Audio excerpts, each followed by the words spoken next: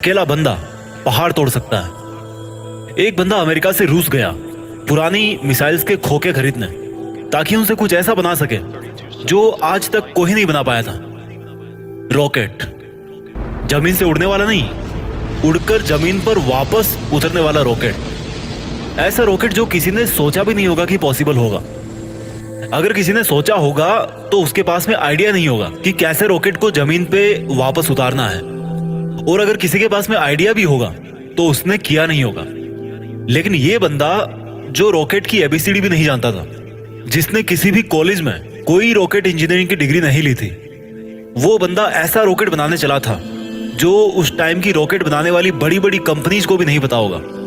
जमीन पे वापस उतरने वाला रॉकेट। रॉकेट लॉन्च तो कई साल से होते आए थे। कोई रॉकेट को लैंड करके दिखाए तो उसको बोलेंगे रियल दुनिया का रियल आयरन मैन। इस बंदे से रूस वालों ने जरूरत से ज्यादा पैसे मांगे।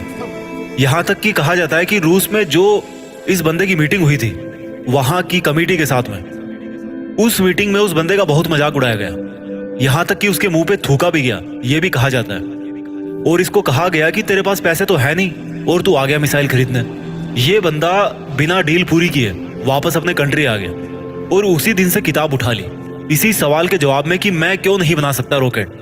मैं ऐसा रॉकेट बना के दिखाऊंगा जो बहुत कम खर्चे पे अंतरिक्ष में जा सके, और इसके बाद ऐसा रॉकेट बनाऊंगा जो लॉन्च के साथ साथ जमीन पर वापस भी लैंड कर सके।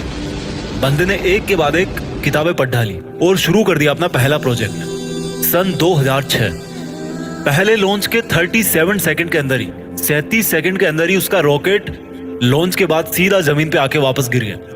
और ये गिरना ऐसा था कि उस रॉकेट के टुकड़े टुकड़े हो गए। प्रोजेक्ट फेल हो गया। बंदा 4 साल से इस पे काम कर रहा था। 2002 से उसने काम शुरू किया था। 2006 में उसका पहला प्रोजेक्ट फेल हो गया। पैसों का बहुत नुकसान हो गया। बंदे ने फिर सवाल ढूंढने की कोशिश करी कि यार कहाँ कमी रह गई, रॉकेट लॉन्च क्यों नहीं हो पाया। 1 साल बाद फिर से रॉकेट लॉन्च किया, फिर से वही हुआ, मिशन फेल्ड, रॉकेट क्रैश, पैसों का भारी नुकसान। फिर 1 साल बाद तीसरी कोशिश करी और फिर वही हुआ, मिशन फेल्ड, रॉकेट क्रैश, पैसों का भारी नुकसान। एक के बाद एक करके 3 बार इसके प्रोजेक्ट फेल हो गए। अब इस बंदे के पास में है ना, बड़ी मुश्किल से केवल एक को रॉकेट जितने पैसे बचे थे, या उतने भी नहीं बचे थे कह लो। जितने अच्छे अच्छे इंजीनियर थे ना इस बंदे के पास में, वो सब इसको छोड़ करके वापस चले गए।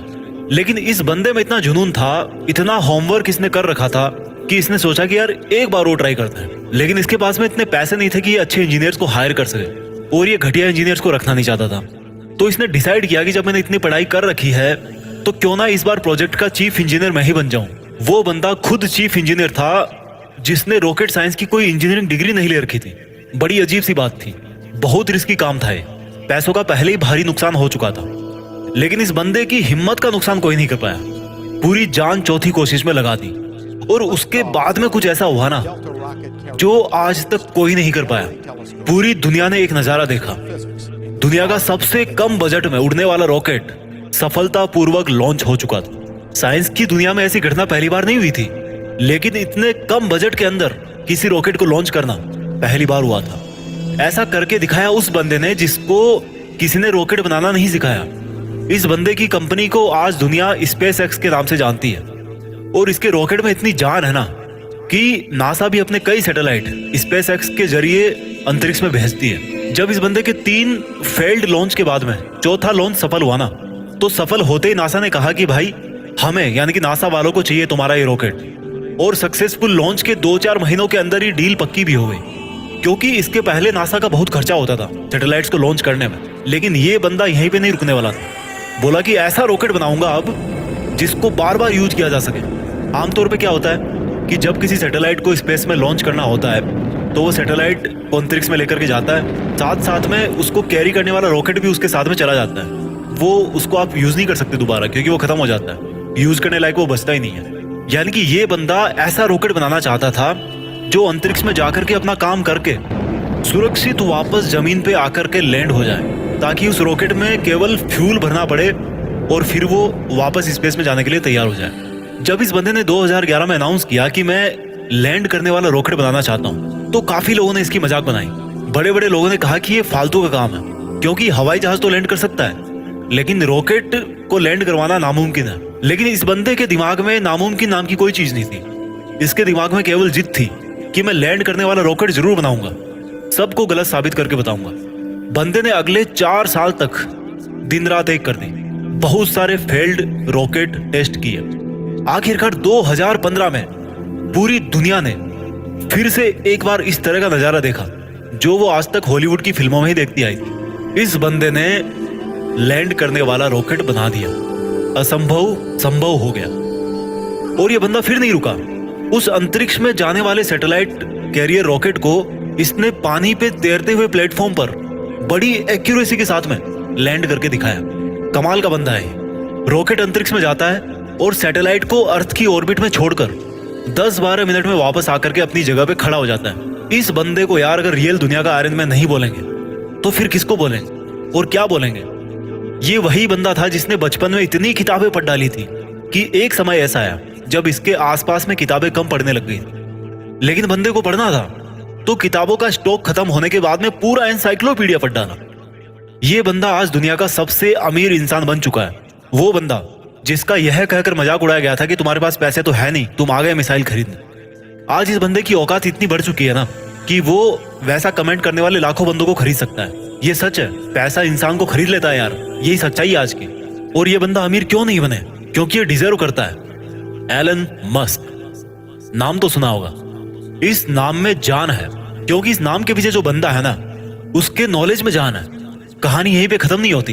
एलन मस्क ऐसे बहुत सारे काम करना चाहते हैं जो आज शायद इम्पॉसिबल लगते हैं, पर ये नहीं भूलना चाहिए कि वो लैंडिंग वाला रॉकेट भी किसी टाइम पे इम्पॉसिबल लगता था।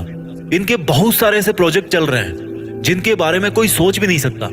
इनमें से एक फेमस प्रोजेक्ट है हाइपर लूप, जिसमें जमीन पर हवाई जहाज से भी ज्यादा स्पीड पे ट्रेवल करने का प्रोविजन होगा। ऐसी टेक्नोलॉजी होगी। अब थोड़ी सी जरूरी बात करते हैं। भारत, हमारे कंट्री में दुनिया के सबसे ज्यादा जवान लड़के और लड़कियां हैं, इतने ज्यादा कि कई देशों की टोटल पॉपुलेशन भी इतनी नहीं है। हमारे कंट्री में भी ऐसे टैलेंट की कोई कमी नहीं है। जरूरत है तो सोच को विजन देने की, विजन के लिए आइडिया जनरेट करने की और आइडिया को एक्शन में बदलने की। एलन मस्क का प्लान है कि नियर फ्यूचर में हम धरती के अलावा भी कोई ऐसी जगह ढूंढना चाहते हैं, ऐसी जगह पे अपनी बस्ती बनाना चाहते हैं जहां पर इंसान सुरक्षित रह सके। क्योंकि हो सकता है भविष्य में कोई एस्टेरॉइड धरती से टकरा जाए और धरती से मानवता ठीक उसी तरह से खत्म हो जाए जिस तरह से कई साल पहले डायनासोर धरती से चले गए थे, गायब हो गए थे। और इसलिए इनके फ्यूचर के प्रोजेक्ट में एक प्रोजेक्ट ये भी है कि मंगल ग्रह पर इंसानों की बस्ती बनाई जाए। इनका बड़ा तगड़ा है यार इनका विजन, और ऐसा विजन आज हमारे यूथ में होना बहुत जरूरी है। अगर ये बंदा कर सकता है ना तो समझ सकते हो कि इंसान का दिमाग कितना पावरफुल है, इंसान की हिम्मत कितनी पावरफुल है, इंसान की कैपेबिलिटी क्या है और इंसान के लिए क्या इम्पॉसिबल है। एलन मस्क का मानना है कि फेल होने से नहीं डरना चाहिए, क्योंकि फेल होना भी एक ऑप्शन होता है, लेकिन काम ना करना कोई ऑप्शन नहीं होता। ये खुद मानते हैं कि ये एक हफ्ते में लगभग 120 घंटे काम करते हैं। अगर 7 से डिवाइड करोगे ना तो लगभग 17 घंटे के आसपास आएंगे एक दिन में निकल के। कई बंदे तो इतना सोते होंगे। इनका कहना है कि मैं वो काम नहीं करता जो जरूरी है, मैं वो काम करता हूँ जो मुझे लगता है कि मुझे करना चाहिए। इनके फंडे बड़े सिंपल है यार। ये कहते हैं कि अच्छी स्कूल और अच्छी कॉलेज में जाने से बंदा एजुकेटेड नहीं हो जाता है, क्योंकि मैं कभी भी हार्वर्ड यूनिवर्सिटी में नहीं पढ़ा, लेकिन फिर भी वहां पर पढ़ चुके कई टैलेंटेड स्टूडेंट और इंजीनियर मेरे अंडर में काम करते हैं। ये कहते हैं कि एक्स्ट्रा ऑर्डिनरी बनने का हर ऑर्डिनरी इंसान के पास में ऑप्शन रहता है। इनका यह भी कहना है कि अगर आप फेल नहीं हो रहे हो तो इसका मतलब आप लाइफ में कुछ कर ही नहीं रहे हो। हर जवान लड़के और लड़की को आज ये बात समझनी पड़ेगी कि उनको आज की डेट में क्या करना चाहिए। क्या उनको वो करना चाहिए जो उनको लगता है कि जरूरी है, या उनको वो करना चाहिए जो उनको लगता है कि उनको करना चाहिए। इंसान तब ज्यादा बेहतर कर पाता है जब उसको पता होता है कि उसको क्या करना चाहिए। एलन मस्क को किसी ने रॉकेट साइंस नहीं पढ़ाई थी, पर इनको लगा कि उनको रॉकेट साइंस पढ़नी चाहिए, तो इन्होंने खुद पढ़ी, क्योंकि इनको पता था कि इनको क्या करना चाहिए। आज की डेट में किसी बंदे के लिए कुछ करना मुश्किल नहीं है। अगर मुश्किल है तो वो ये है कि उसके पास में कोई गोल ही नहीं है, उसको पता ही नहीं है कि उसको करना क्या। लक्ष्य निर्धारित नहीं करना सबसे बड़ी प्रॉब्लम है। फेल होना कोई प्रॉब्लम नहीं है। एलन मस्क का मानना है कि नॉइज से ध्यान हटाकर सिग्नल की तरफ ध्यान दिया जाना चाहिए। उनका मानना है कि प्रॉब्लम कोई प्रॉब्लम नहीं होती, प्रॉब्लम का सॉल्यूशन ढूंढना एक प्रॉब्लम है। शब्दों में थोड़ा सा फेरबदल करने से पूरा वाक्य जो है ना, उस पूरे वाक्य का अर्थ बदल जाता है। और माइंड में थोड़ा सा विजन आपकी पूरी जिंदगी बदल के रख सकता है। अगर आपकी लाइफ में कोई प्रॉब्लम नहीं है ना आज, तो प्रॉब्लम क्रिएट करो खुद के लिए। कैसे करोगे? एक बड़ा लक्ष्य निर्धारित कर। हमारे देश के युवाओं को आज इस क्रांतिकारी मनुष्य से सीखने की जरूरत है। हालांकि ये भी सच है कि हमारा देश ऐसे क्रांतिकारी युवाओं से भरा पड़ा है, बस उनको अपने आप को पहचानने की जरूरत है। वो बंदे भी एलन मस्क की तरह कुछ ऐसा कर सकते हैं जो कोई सोच भी नहीं सकता। दम है तो कुछ बड़ा करके दिखाओ। देश में अपना नहीं बल्कि दुनिया में देश का नाम कर जाओ। जय हिंद।